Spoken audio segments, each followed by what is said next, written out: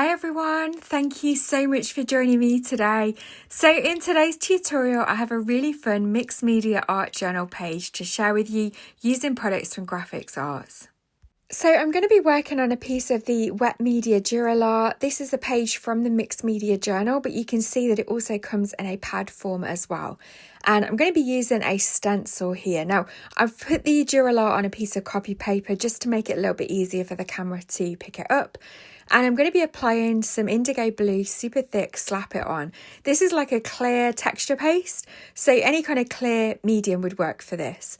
And it's just going to allow me to keep that butterfly area transparent on the Dura Lar. So basically I'm using it as a bit of a mask really. So I'm just applying it with a palette knife. It's a nice creamy texture to work with. The challenge I had with my palette knife is because the stencil has quite a wide open area, I ended up overworking the paste and then I started rubbing some of it off. So I definitely think using a larger tool would have been easier with such an open stencil. Of course, if you were using a stencil design that's not as open as this, then you'd be absolutely fine using a palette knife. I do end up coming in with the Sizzix tool just to help me get a smooth finish. And then you can see it's got that creamy consistency, but I'm just going to pop it aside to dry. So once that's dry, you can see that we've got that lovely butterfly design that's nice and transparent there on the Dura Lar. And I'm going to come in with some shimmer powders. Now these are just a few of the Nuvo shimmer powders. I'd got Cherry Bomb, Atlantis Burst and Falling Leaves, but I do end up swapping them out for some Colorology powders that I had in my stash from the Creative Craft Products line, just because they were a little bit more vibrant. Now, if you've got Lindy's Magicals, Brushes, anything like that, they'll work for this technique as well. But as you can see, the powders react with water and they create this beautiful rainbow effect of colour. I was impatient and I started moving the water around and ended up dabbing off some of the colour powder where I didn't want it to dry. And I just started making a mess really by fiddling with it. So the key to this technique is to add the powders, spray it with water and leave it. Just let it dry, because as you see, I just start creating a hot mess. And the more I mess with it, the worse it gets.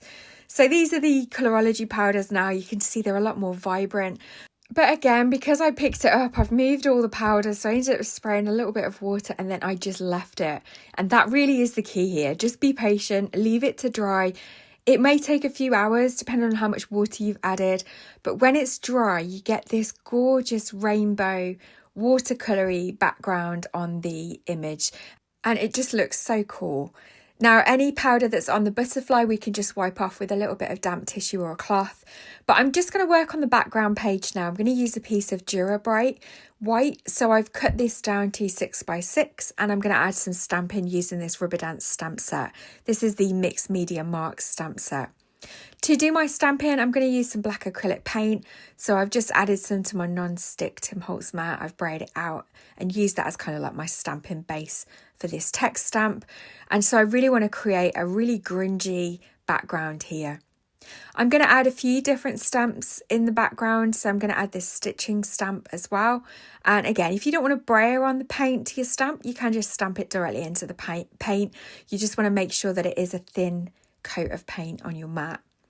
I've added that grid stamp too, and then I'm just going to use the mask from the stencil. So I'm going to carefully line it up with the butterfly on the Wet Media Dura Lar, and then I'm going to place that on the white Dura-Bright.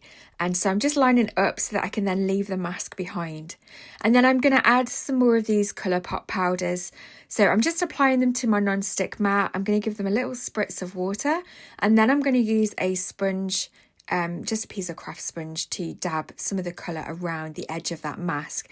And this again is just going to really help keep that area of the butterfly nice and bright and white and really allow the butterfly design to stand out on the background and through the clear Wet Media Dura Lar. So once I've added the colour, you can see as they blend together, there's a bit of purple. I'm then just going to add some acrylic paint splatters. This is a colour pop from Pearlywinks, but I'm just taking the spray bit out and using that to splatter some white paint. And then I'm going to line up the stencil over the butterfly design and I'm just going to outline it with a white acrylic pen. This is from Ohuhu. And that's just going to, again, ensure that we keep that lovely crisp edge of the butterfly stencil in the design. And so as we put the two layers together, you can really see how that butterfly stands out. And all I'm going to do is take a pencil and just mark where each of those mushroom punch marks are for the disc binder. And then I'm just going to create my own. So I'm just using a hole punch here just to pop holes in all of those areas. And then I'm going to use my scissors and just trim out a little bit. I do have a mushroom punch, but it doesn't line up with the disc binder. And because it's an all-in-one punch, then I'm not able to create just single holes. So I'm able to just create them like that with a single hole punch and then my scissors. The sentiment says, if nothing ever changed, there'd be no such thing as butterflies. I've just printed that out on some white copy paper using my printer. And then I'm just trimming it down using my mini Tim Holtz paper trimmer. And I'm going to use the Artist-Tac to adhere this down to the page. The Artist-Tac is great for adhering things down, especially to clear pages, because it's just lots and lots of dots of adhesive.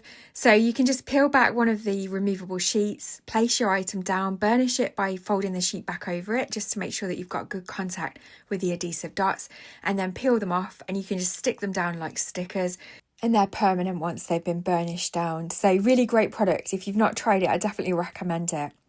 So just to finish off this page, I'm just going to add a tiny bit more contrast with some white acrylic paint and a stars stamp from Rubberdance, and then that's just going to finish off the page nicely.